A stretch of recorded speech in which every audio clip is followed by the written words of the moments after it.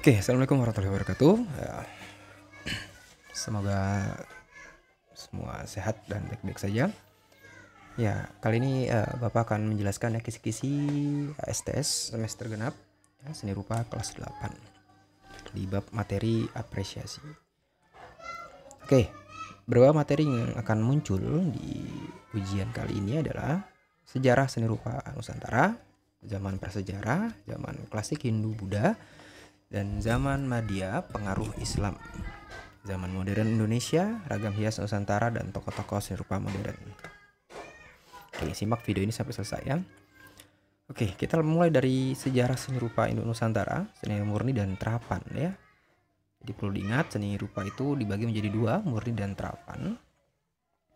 Jauh sebelum peradaban ya, di Indonesia terdapat 3 tradisi pokok pembuatan alat-alat ya. Ini adalah bagian dari seni terapan yang ada di zaman purba, zaman batu.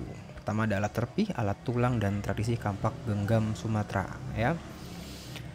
Lanjut lagi, masih masuk di seni rupa terapan di zaman purba ya. Seni terapan jelaskan dengan temuan benda berupa gerabah ya, dimana gerabah ini dibuat ketika manusia mulai mengenal budaya bercocok tanam ya.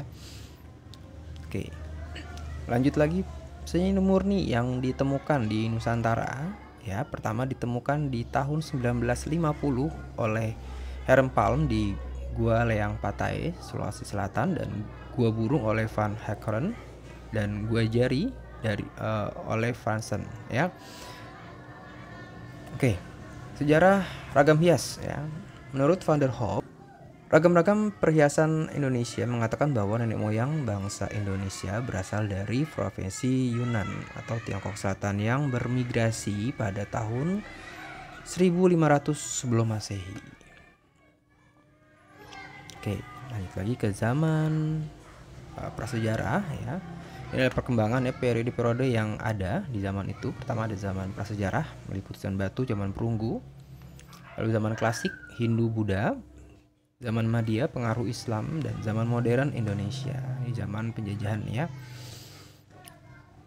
Oke, kita masuk ke zaman batu dan zaman perunggu.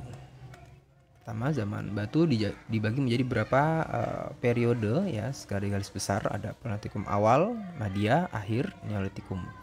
Dimana Paleolitikum awal ya, dimana manusia masih saat itu masih membuat sebuah karya terapan untuk mereka berburu ya, berupa alat tulang ya, alat serpi, kapak genggam, dan semacamnya. Nah, di Paleolitikum akhir mereka sudah membuat sebuah karya seni murni, yaitu adalah mereka membuat sebuah simbol-simbol ya, lukisan untuk mereka berkomunikasi di gua-gua tempat tinggal mereka.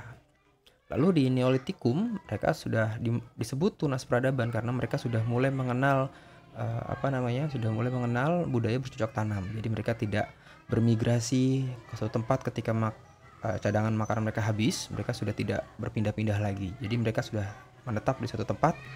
Mereka sudah mulai bercocok tanam di sana, berkebun ya, dan beternak seperti itu. Masuk ke zaman perunggu ya, di mana zaman besi juga ya.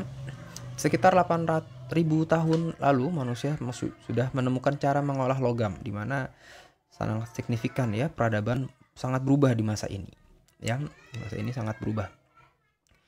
Manusia sudah menemukan sebuah logam, bisa mengolahnya, dan awalnya mereka mengolahnya dengan cara ditempa seperti di ilustrasi seperti ini ya. Ditempa menggunakan batu yang sangat keras. Berjalannya waktu mereka makin berpikir lagi bagaimana caranya agar bisa lebih mudah lagi dibentuk ya. Mereka sudah tahu caranya mengolah logam dengan cara dicairkan dengan api yang sangat panas ya, lalu dituangkan ke dalam cetakan hingga membuat sebuah bentuk-bentuk yang rumit gitu ya. Oke, dua keunggulan logam. Pertama, bisa dibuat menjadi bentuk yang rumit seperti perkakas atau senjata. Dan jika patah, jika patah logam bisa dicairkan kembali dan dibentuk kembali, bisa didaur ulang seperti itu. Jadi sangat hebat ya di sifat dari sebuah logam ini, hingga membuat sebuah peradaban yang maju sampai saat ini. Oke, lanjut. Di zaman klasik Hindu-Buddha Zaman klasik Hindu-Buddha ada di tahun 8 sampai 10 Masehi. Zaman klasik Muda abad 11 sampai 15 Masehi. Apa saja yang ditinggalkan dari masa ini? Ya, di sini jelas ya. Zaman klasik Hindu-Buddha sangat menjadikan pengaruh agama dan kepercayaan saat itu. Ya, seperti simbol-simbol keagamaan, ada simbol teratai, swastika, kalamakara, ya, dan kinara. Padma itu adalah simbol teratai ya, yang biasa ditemukan di candi-candi Buddha ya, dan swastika juga sama, dan kinara lah percayaan dari Hindu ya, setengah burung seperti ini ya. Oke, selain seni ragam hias ya, motif di sini juga masuk seni aksara, seni tulisan, dan seni arsitektur. Candi Prambanan, candi Hindu, candi Prambanan, candi Borobudur ya. Candi Borobudur adalah candi Buddha dan beda fungsinya juga seperti yang sudah kalian bahas di pertemuan sebelumnya. Lalu masuk lagi ke zaman Madhya, pengaruh Islam lewat perdagangan. Jalur perdagangan di abad ke-11, para pedagang Gujarat, India adalah yang diketahui yang paling berpengaruh besar dalam penyebaran agama Islam di Indonesia ya. Nah, di sini pengaruh sangat besar ya dari simbol-simbol keagamaan yang dibawa oleh Hindu Buddha. Mereka sudah berubah ya menjadi motif-motif yang lebih ramah ya, bunga, buah, dan dedaunan seperti yang suka kita lihat di batik-batik kita saat ini. Lalu dari segi arsitektur juga sama, ada alkulturasi yang bercampur budaya lokal dengan budaya yang baru ya, budaya asing. Bisa dilihat dari bentuk-bentuk masjid ya di Indonesia. Budaya Hindu dan Islam ini bercampur ya, seperti yang kita lihat di masjid-masjid yang sudah tua ya, mereka menggunakan atap-atap tumpang. Jadi belum ada yang namanya menggunakan atap kubah ya. Jadi seperti itu. Oke, ada beberapa ragam hias tradisional yang Nusantara dikelompokkan menjadi beberapa jenis. Ada motif geometris ya, itu tadi yang sudah kita bahas, ada pilin, swastika, kawung, tumpal, ceplokan, dan semacamnya. Lalu motif tumbuhan, motif binatang, motif figuratif, dan motif alam. Nah ini ya adalah motif pilin membentuk huruf S ya. Swastika ya membentuk huruf Z ya, yang digabungkan seperti itu ya, jadi seperti simbol dari Nazi gitu ya. Ada kawung, ada ceplokan ya. Ceplokan juga banyak ya, jadi banyak sekali, ini sangat banyak sekali di daerah Jawa tentunya. Ada tumpal ya, seperti segitiga, dari bawah semakin besar, ke atas semakin mengecil. Ada filosofinya, bisa kalian baca. Oke, masuk ke zaman modern Indonesia. Dibagi menjadi beberapa fase, periode. Pertama ada periode perintis ya, 1826 hingga 1880. Lalu periode Indonesia Jelita, Moi Indi. Periode persagi, periode pendudukan Jepang, akademi, dan seni rupa baru. Oke, kita mulai dari masa perintis. Di sini hanya ditempatkan oleh satu tokoh yang sangat berpengaruh ya, ada Raden Saleh. 1826 hingga 1880. Oke. Raden Saleh menjadi seorang pelukis legendaris Indonesia ya. Dia punya banyak pengalaman, punya banyak kesempatan, dia bisa mempelajari seni rupa di luar negeri ya, saat Indonesia sedang dijajah oleh Belanda ya. Beliau sudah belajar cukup banyak di negara-negara Eropa, Belanda, Prancis, dan Jermania, dan beberapa negara lainnya. Dia dapat merintis kemunculan seni rupa modern di Indonesia. Jadi dia adalah bapak seni rupa Indonesia sebetulnya ya. Dan mereka Raden Saleh pun juga memiliki aliran romantisme ya, di mana lukisan itu sangat dramatis. Warna-warnanya juga warna-warna yang cenderung lebih dramatis, lebih gelap gitu ya. Jadi seperti itu contoh dari aliran romantisme. Oke, salah satu karya yang paling fenomenal, yang paling sangat bersejarah ya, adalah lukisan Raden Saleh dan lukisan Diponegoro, di mana Raden Saleh membuat lukisan Diponegoro ini karena dia melihat dari lukisan Nicholas Pieneman. Dia ingin membuat dari versi orang Indonesianya ya, bagaimana mendudukan seorang Pangeran Diponegoro sejajar dengan para penjajah gitu ya, orang Belanda.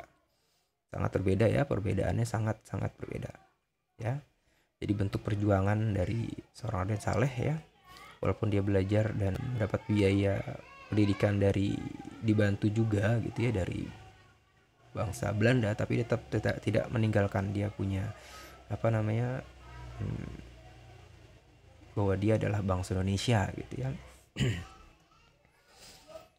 Oke, masuk ke masa berikutnya ada masa periode Indonesia Jelita, Moai Indi. Kenapa disebut Indonesia Jelita ya? Karena di masa ini banyak pelukis-pelukis hanya menampilkan apa namanya situasi yang indah-indah saja gitu ya. Lukisan yang sangat indah-indah gitu ya. Nah, dikritik juga oleh S. Sujojono ya.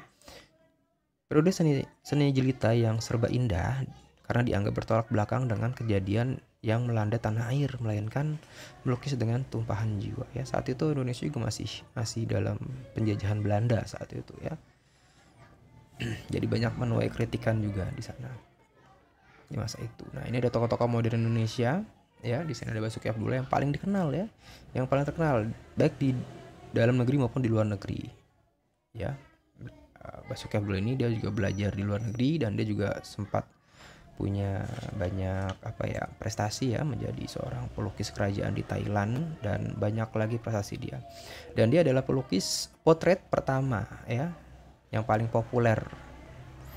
Ya, melukis yang kalau kalian lihat gambar-gambar pahlawan yang suka ditempel-tempel di sekolah-sekolah ya, itu banyak dari lukisan dari beliau, karena beliau punya keahlian bisa menggambarkan orang yang tidak ada wajah aslinya, ibaratnya seperti itu ya, tidak bisa membayangkan lah dari cerita orang. Misalnya Patimura wajahnya seperti ini, dia bisa menggambarkan lah gitu ya. Itu adalah salah satu kalian dari Basuki Abdullah ya. Lalu ada S. Sujojono ya, salah satu tokoh penting juga di masa ini. Dia juga sebagai pengurus organisasi putra di bidang seni lukis bersama Avandi ya. Lalu ada Avandi, pelukis.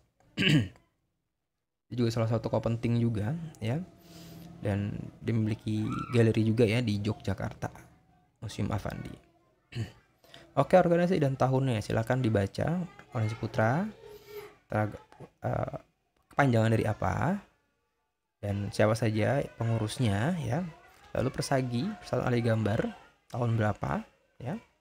Lalu periode akademi ya, ini ya 1950 setelah Indonesia merdeka, akan dihafal ya.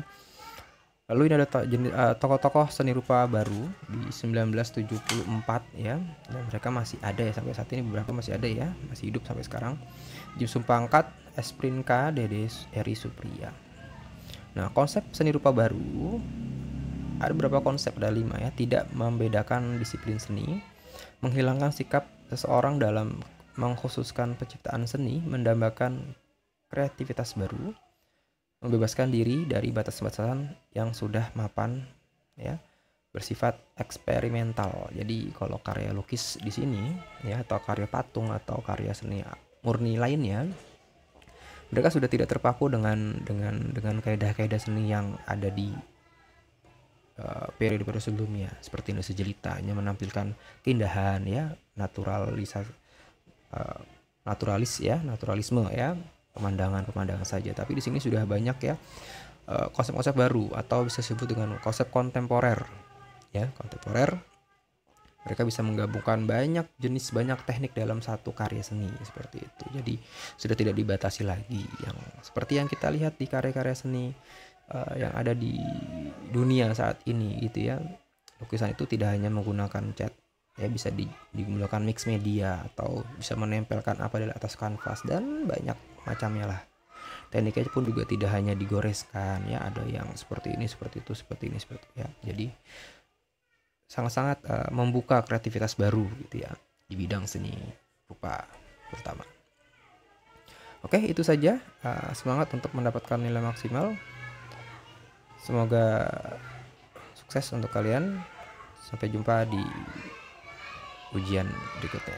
Assalamualaikum warahmatullahi wabarakatuh.